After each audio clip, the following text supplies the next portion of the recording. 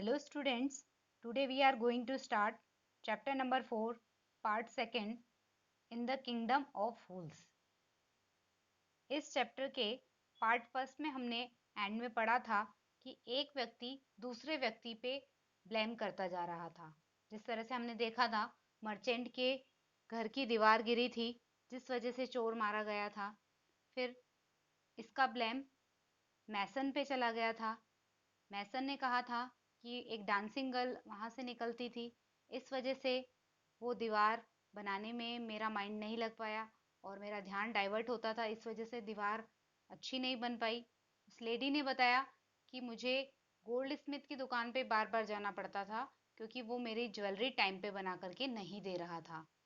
Gold Smith को बुलाया गया तो गोल्ड स्मिथ ने बताया कि मुझे एक रिच मर्चेंट का ऑर्डर टाइम पे फिनिश करना था, इस वजह से मैं इस लेडी की ज्वेलरी को टाइम पे फिनिश नहीं कर पाया, टाइम पे उसका ऑर्डर पूरा नहीं कर पाया, इसलिए इसको बार बार मेरी शॉप पर आना पड़ता था। अब गोल्ड स्मिथ उस रिच मर्चेंट के बारे में बताने वाला है। The gold Smith named the merchant and he was none other than the original owner of the house whose wall had fallen. Gold Smith ने उस मर्चेंट का नाम बता दिया और वह और कोई नहीं था ओरिजिनल ऑनर था उस मकान का जिस मकान की दीवार गिरी थी। Now justice had come full circle. अब पूरा जस्टिस, ये जो न्याय की जो बात चल रही थी, पूरी सर्कल में आ गई। Thought the king back to the merchant, ऐसा सोच करके उसने मर्चेंट को वापस बुलाया, यानी किंग ने वापस समन किया अपने कोर्ट का और उसमें मर्चेंट को भी बुलाया गया। When he was rudely summoned back to the court, he arrived crying. It wasn't me, but my father who ordered the jewelry. He is that I am innocent. अब जब उस मर्चेंट को कोर्ट के समन में काफी ज्यादा रूडली वे में लाया जा रहा था, उसे बुलाया गया, तो वो चीखता चिल्लाता हुआ आया कि मैं वह व्यक्ति नहीं था जिसने जो ज्वेलरी का ऑर्डर दिया था, वो तो मेरे पापा थे, उनकी डेथ हो गई है, मैं तो निर्दोष हूँ, मेरी कोई गलती नहीं है, I am innocent. But the king consulted his minister and ruled decisively, it's true your father is the true murderer. Consulted means होता है टुक द एडवाइस, यानी सलाह ली। डिसाइवली मीन्स होता है फाइनली एंड फॉर्मली, यानी बिल्कुल एंड मोमेंट तक जो केस पहुंच गया था, उसके लिए राजा ने अपने मिनिस्टर से राय ली, उनसे सलाह ली और कहा यह सच है कि तुम्हारे पापा असली मर्डरर हैं, यानी असली हत्या करने का काम या कातिल जो हैं वो आपके पापा ही हैं। He is dead but somebody must be punished in his place. वो उनकी डेथ हो गई है लेकिन उनकी जगह पर किसी दूसरे व्यक्ति को पनिश किया जाएगा। You have inherited everything from that criminal father of yours, his riches as well as his sins. Inherited means होता है got legally after the death of father, यानी पापा की डेथ होने के बाद जो भी चीजें उसे मिली है, यानी विरासत में जो भी उसको वस्तुएं मिली है। तुमने अपने क्रिमिनल फादर से सारी उनकी जो प्रॉपर्टी है वो सब तुम्हें इनहेरिटेड हुई है, सभी तुम्हें ही मिली है, चाहे उनके रिचेस हो या उनके सिंस हो, उनकी संपत्ति हो या उनके पाप हो, वो सभी तुम्हें विरासत में मिले हैं। I knew at once, even when I first set eyes on you, that you were at the root of this horrible crime. जब मैंने तुम्हें पहली बार देखा था तभी मुझे लग गया था या मेरी आइज तुम्हारे ऊपर ही थी कि इस हॉरिबल क्राइम में तुम रूट हो, या ये जो भयंकर अपराध हो रहा है उसकी जड़ तुम ही थे। यू मस्ट डाई, तुम्हें जरूर मरना ही होगा। And he ordered a new stake to be made ready for the execution. Stake means होता है अ प्लेस फॉर एग्जीक्यूशन, फांसी लगाने के लिए जो जगह बनाई जाती है। एग्जीक्यूशन मीन्स होता है हैंगिंग टिल डेथ, यानी जब तक डेथ नहीं हो जाती तब तक फांसी पे चढ़ा देना, उसको टांग देना। उसने ऑर्डर दिया एक न्यू स्टेक बनाने के लिए, एक नया ऐसा जगह बनाने के लिए जहाँ पे फांसी लगाई जाए और वो जगह रेडी की जाए। As the servants sharpened the stake and got it ready for the final impaling of criminal, it occurred to the minister that the rich merchant was somehow too thin to be properly executed on the stake. Impaling means होता है enclosing with railing, यानी रस्सी से घेरना. जब servants ने stack को अच्छे से शार्प कर लिया था और उस क्रिमिनल को रस्सी में घेर करके तैयार कर लिया गया था फांसी के लिए, तब एकदम से ऐसा कुछ हुआ कि मिनिस्टर ने ऐसा सोचा कि ये रिच मर्चेंट कुछ ज्यादा ही थिन था, जो कि प्रॉपरली एग्जीक्यूट नहीं किया जा सकता था न्यूली मेड स्टेक के ऊपर. यानी जो फांसी के लिए जगह बनाई गई थी उसके लिए वो काफी ज्यादा दुबला पतला था. He appealed to the king's common sense, the king too worried about it. उसने राजा को उसके कॉमन सेंस के लिए अपील किया, इस बात की विनती की. राजा को भी इस बात की चिंता हो गई थी. व्हाट शैल वी डू, अब हम क्या करेंगे? ही सेड, उसने कहा, यानी किंग ने पूछा कि अब हम क्या करेंगे. When suddenly it struck him that all they needed to do was to find a man fat enough to fit the stake. अब वो अचानक से उसके दिमाग में एक विचार आया, एक थॉट उसके दिमाग में आया कि अब हमें एक ऐसे व्यक्ति को ढूंढने की नीड है जो इस न्यूली मैड स्टेक पे जो प्लेस बनाया गया है फांसी के लिए उसके लिए पर्याप्त रूप से फिट आ सके. The servants were immediately sent all over the town looking for a man who would fit the stake, and their eyes fell on the disciple who had fattened himself for months on bananas and rice and wheat and ghee. King के servant को तुरंत ही भेज दिया गया उस town में एक ऐसे व्यक्ति की तलाश करने के लिए जो उस स्टैक पर अच्छे से फिट आ सके. और उसी टाइम पे उनकी नजर डिसाइपल पर पड़ी जो काफी टाइम तक जिसने बनानास को, राइस को, व्हीट को, घी को खा खा करके अपने आप को मोटा बना लिया था. What have I done wrong? I am innocent. I am सन्यासी, he cried. अब जैसे ही उसको पकड़ करके राजा के सर्वेंट्स ले जा रहे थे तब उसने कहा कि मैंने क्या गलती की है, मैं तो बिल्कुल मासूम हूँ, मेरी कोई गलती नहीं है, मेरा कोई दोष नहीं है, मैं तो सन्यासी हूँ. इस तरह से वो चिल्लाया. दैट मे बी ट्रू, ये सच हो सकता है, but it's the royal decree that we should find a man fat enough to fit the stake, they said, and carried him to the place of execution. Decree means होता है order, लेकिन royal order है. ऐसा हमें कहा गया था कि एक ऐसे व्यक्ति को ढूंढना था जो पूरी अच्छे से उस स्टैक पर फिट आ सके. उन्होंने कहा और उसे जहां पर फांसी दी जानी थी उस जगह पर ले गए. He remembered his wise guru's words, this is a city of fools, you don't know what they will do to next. उस टाइम पे उसे अपने गुरु के बुद्धिमानीपूर्ण जो शब्द कहे गए थे वो बातें याद आई कि ये किंगडम ऑफ फूल्स है, ये फूल्स की सिटी है, यानी मूर्खों की जगह है ये, और ये तुम्हें नहीं पता है कि ये तुम्हारे साथ अगले ही क्षण क्या कर देंगे. इस तरह के जो बुद्धिमानी पूर्ण शब्द गुरु उसे कह करके गया था उस टाइम पे वे शब्द उसे याद आए. while he was waiting for death he prayed to his guru in his heart, asking him to hear his cry wherever he was. जब वो अपनी डेथ के लिए वेट कर रहा था तब उसने अपने हार्ट से अपने गुरु को याद किया और उनसे विनती की कि आप जहां कहीं पे भी हो उसे सुन लें, उसकी पुकार सुन लें. The Guru saw everything in a vision. He had magic powers. He could see far and he could see the future as he could see the present and the past. गुरु ने सब कुछ अपने विजन में देख लिया था, अपनी दिव्य दृष्टि से, अपनी डिवाइन पावर से सब कुछ वहां देख लिया था. और गुरु के पास ऐसी पावर थी, ऐसी मैजिकल पावर थी कि वे काफी दूर तक देख सकते थे, वे फ्यूचर में देख सकते थे, वे प्रेजेंट में देख सकते थे, उसी तरह से वो पास्ट में भी देख सकते थे. He arrived at once to save his disciple, who had got himself into such a scrape through love of food. वे एक बार अपने डिसाइपल को बचाने के लिए वहां पहुंचे जिसने कि लव ऑफ फूड के कारण अपने आप को इस प्रॉब्लम में डाल लिया था. यानी डिसाइपल एक अच्छे फूड, सस्ते फूड को खाने के लिए वहां पर उस जगह पर रुक गया था किंगडम ऑफ फूल्स में, और इसी वजह से वो इस प्रॉब्लम में फंस गया था। As soon as he arrived, he scolded the disciple and told him something in a whisper.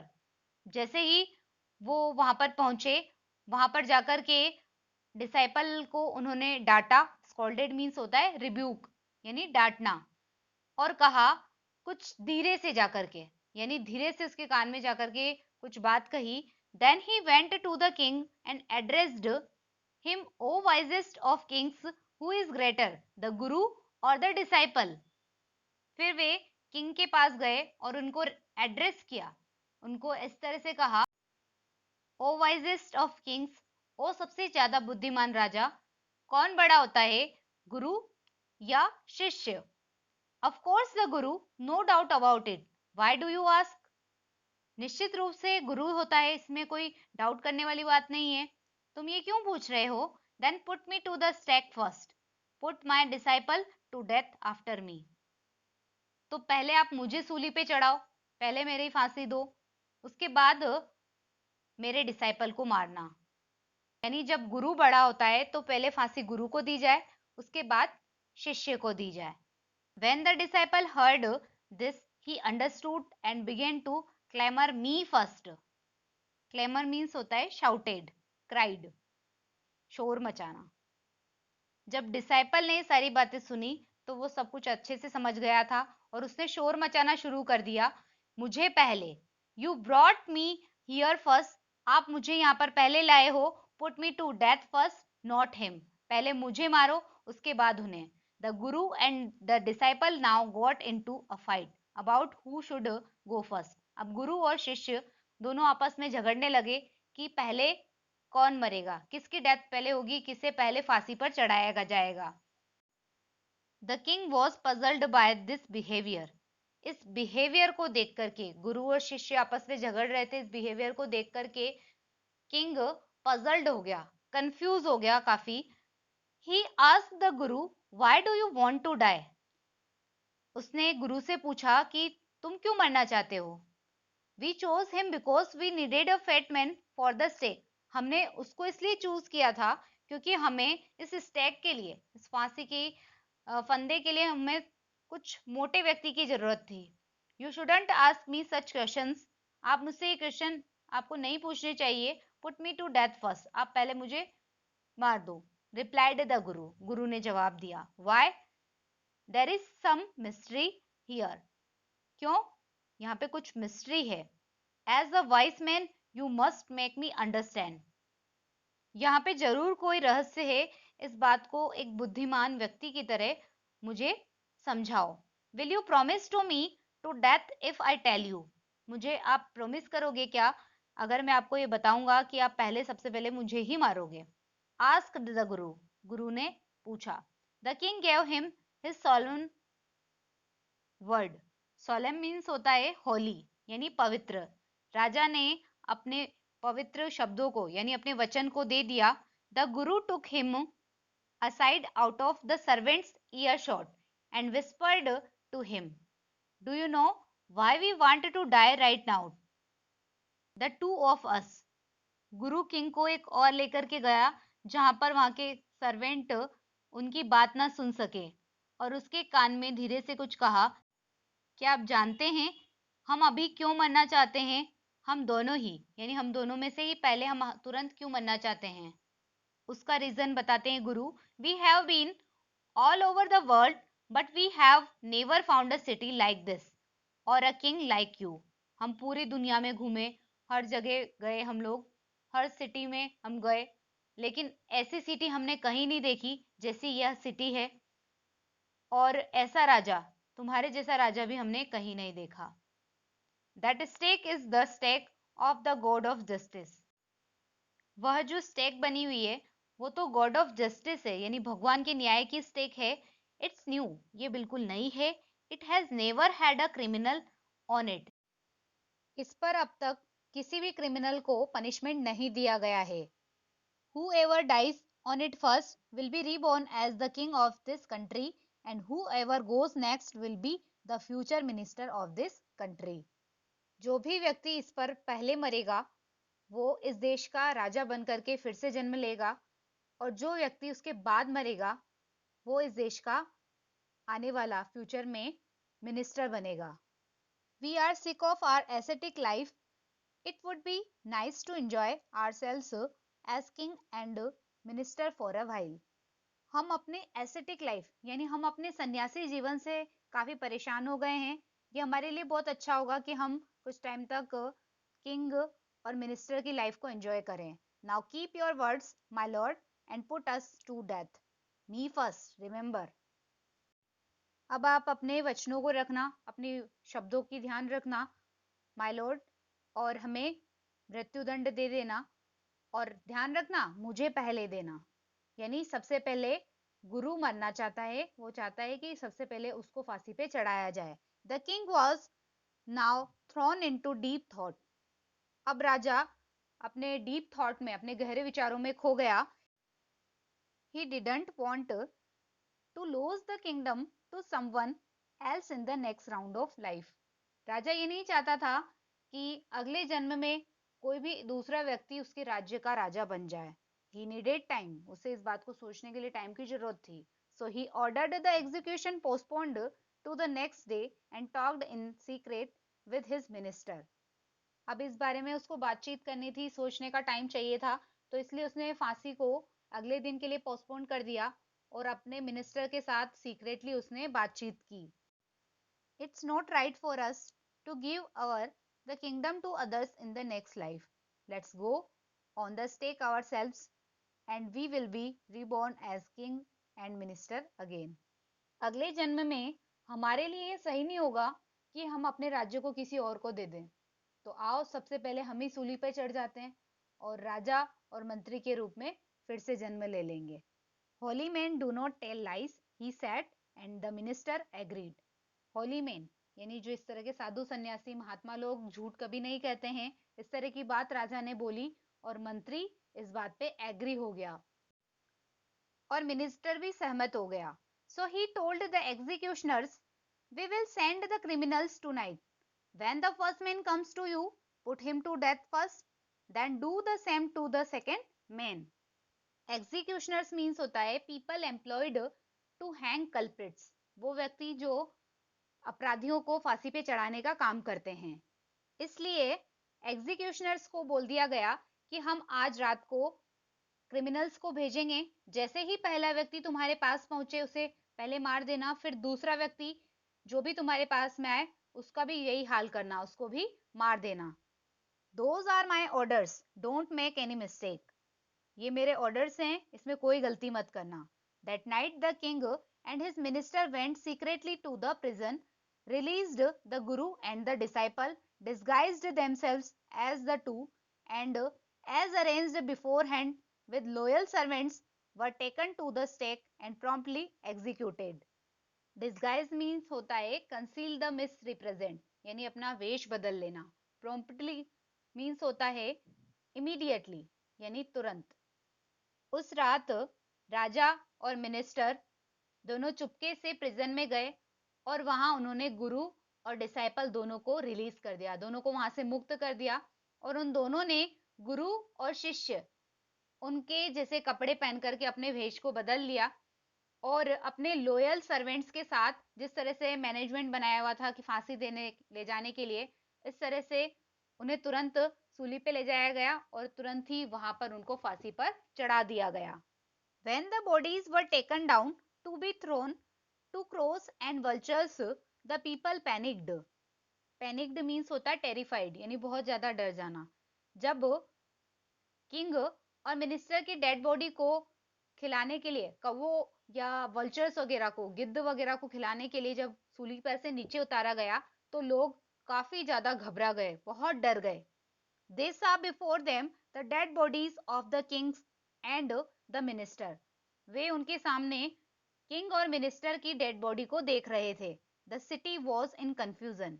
पूरी सिटी या पूरा उनका राज्य कंफ्यूजन में आ गया, वे सब बहुत ज्यादा उलझन में आ गए। All night they mourned and discussed the future of the kingdom. Mourned means होता है ग्रीव्ड फॉर डेथ, यानी मृत्यु के लिए दुख मनाना। सारी रात उन्होंने दुख मनाया, काफी वे दुखी हुए और अपने राज्य के फ्यूचर के लिए उन्होंने डिस्कशन की। Some people suddenly thought of the Guru and the disciple and caught up with them as they were preparing to leave town unnoticed. कुछ लोगों को सडनली गुरु और डिसाइपल के बारे में याद आया और उन दोनों को वहां जाकर के उन्होंने पकड़ लिया जब वे चुपचाप उस किंगडम से जाने के लिए तैयार हो रहे थे, यानी वे बिना बताए उस किंगडम को छोड़ करके जा रहे थे। We people need a king and a minister, said someone. उनमें से किसी व्यक्ति ने कहा कि हम लोगों को एक राजा और एक मिनिस्टर की जरूरत है। अदर्स एग्रीड, और दूसरे लोग भी एग्री हो गए। They begged the guru and the disciple to be their king and their minister. उन्होंने विनती की, आप हमारे राजा और मिनिस्टर बन जाएं। It didn't take many arguments to persuade the disciple, but it took longer to persuade the guru. Persuade means होता है make them agree, यानी उन्हें सहमत करना। उन्हें डिसाइपल को एग्री करवाने में ज्यादा आर्ग्यूमेंट्स नहीं करने पड़े, लेकिन गुरु को एग्री करवाने में उन्हें ज्यादा टाइम लगा। They finally agreed to rule the kingdom of the foolish king and the silly minister on the condition that they could change all the old laws. Finally, वो दोनों उस मूर्ख राजा और मिनिस्टर के राज्य पे रूल करने के लिए एग्री हो गए, लेकिन एक कंडीशन पे, कि वे पुराने जो रूल्स हैं, जो भी नियम कानून बनाए गए हैं, उनको वे बदलने का अधिकार रख सकेंगे या वो उनको बदलेंगे। तो अब वे ओल्ड लॉज को चेंज कर सकते थे। From then on night would again be night and day would again be day and you could get nothing for a do. It became like any other place. तभी से ये decide हो गया कि नाइट वापस नाइट ही रहेगी और दिन दिन ही रहेगा, यानी अगर कोई भी बिजनेस करना है, कोई भी काम करना है, तो वो दिन में किया जाएगा और रात को सिर्फ सोने का काम किया जाएगा। और आप एक डूडू को देकर के या एक कोइन को देकर के कुछ भी नहीं आपको मिलेगा, यानी सबकी कॉस्ट अलग अलग हो गई। कोई भी चीज खरीदो उनका अलग अलग प्राइस होगा। और वो राज्य भी, वो किंगडम ऑफ फूल्स भी दूसरे किंगडम की तरह हो गया, यानी दूसरी जगह की तरह ही वो जगह भी बन गई। In this way, we have completed this lesson. Thank you.